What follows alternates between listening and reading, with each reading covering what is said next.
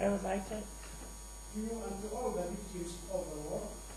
And my friend, Mr. Al-Safa, is a president of Front Against the War and Against the Occupation. He has some CD articles to read you together. Okay. First of all, thank you for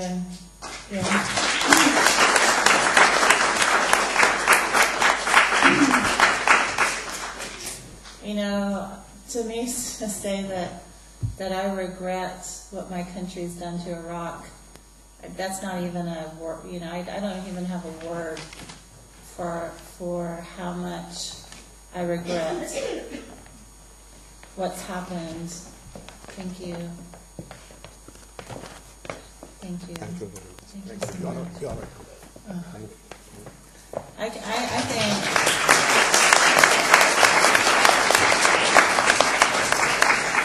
I think saying sorry in this case is very shallow. Not from them to me. I think that that's very gracious for them to regret my son's death, since my son was militarily occupying their country. And I recognize the people of Iraq's legitimate right to resist occupation. Unfortunately, they killed my son, but I never blamed the Iraqi people for that. I blame the U.S. military-industrial complex for that. And I don't even blame George Bush for that. Like, he's an empty-headed hammer. And the oil companies I blame for that. I blame Halliburton, KBR, Bechtel, all the people who stood to profit off of these wars in the Middle East. And I like to connect what happened in Iraq and what's still happening in Iraq to what they're doing in Afghanistan, is saying, oh, you know, we have to get Osama bin Laden. We have to, you know, get Al-Qaeda. And if we don't, then the people of Afghanistan apparently will come over somehow and, you know, take over America or the United States. So, you know, in the interviews I did today with your media, it's like they tried to justify what's going on in Afghanistan by saying, you know, Al-Qaeda is dangerous. We need to you know, defeat Al-Qaeda. How can you defeat something by violence? You know, violence only brings more violence and killing. So I'm just speechless with sorrow. Yes. Do no? Please, I want to ask you. I should ask you about as you American mother and lost your son in this savage war. Mm-hmm. What do you want to say to Iraqi's mother after lost their son in this savage war? As I am a mother also. Yes. Iraq. Same thing. What do you want to say to Mr. Bush about this savages and dirty war, please?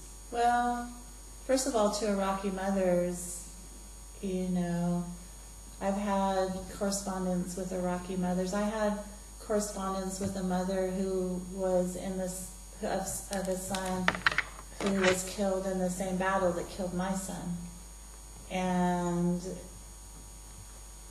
I feel almost blessed that this is kind of a hard thing to say. You know, I have 3 children living.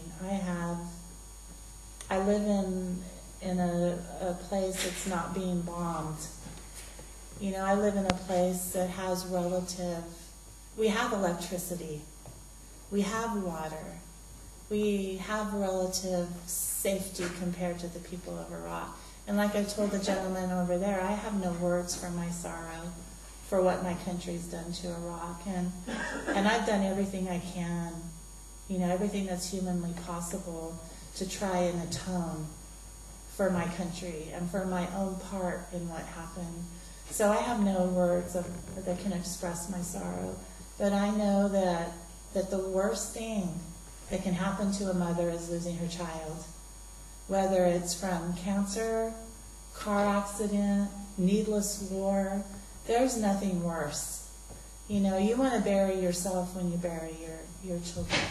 So, and what I want to say to George Bush, I don't really think I can say that when I'm being filmed.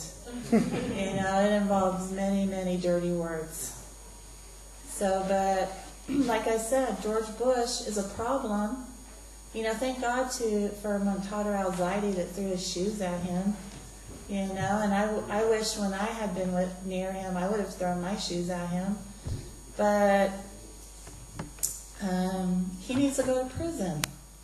You know, we executed summarily, I would submit, Saddam Hussein. It's not that I'm a Saddam Hussein fan, but why shouldn't George Bush and Dick Cheney have the same fate when they're responsible for killing over 2 million Iraqis? And let's just talk about Clinton. You know, during the Clinton administration, how many Iraqis were killed by the bombings and the sanctions. So my country have committed so many crimes in your country that I can't pay them back, but I'm doing what I can to try and make things right, not just for Iraq and America, but for the world. So. Thank you.